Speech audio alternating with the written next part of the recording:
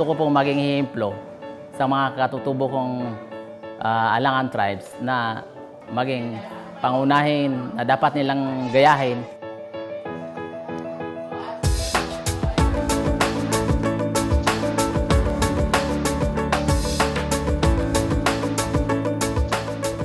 Sila hindi marunong magsulat, hindi sila marunong magbasa. Mga ganon, di ba? Noong una po, hindi po kami pwedeng mag-aral. Unang-una dahil binabawal ng mga magulang namin, ng mga kalululuhan namin.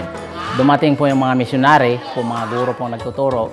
So doon ko po lumabas yung kaisipan na kailangan makatapos ng pag-aaral.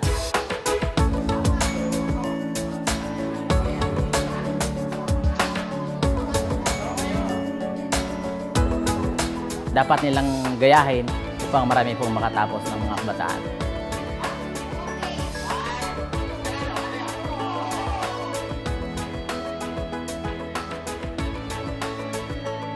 Gusto po maging guro para po magturo po sa hindi marunong magbasa, magsulat.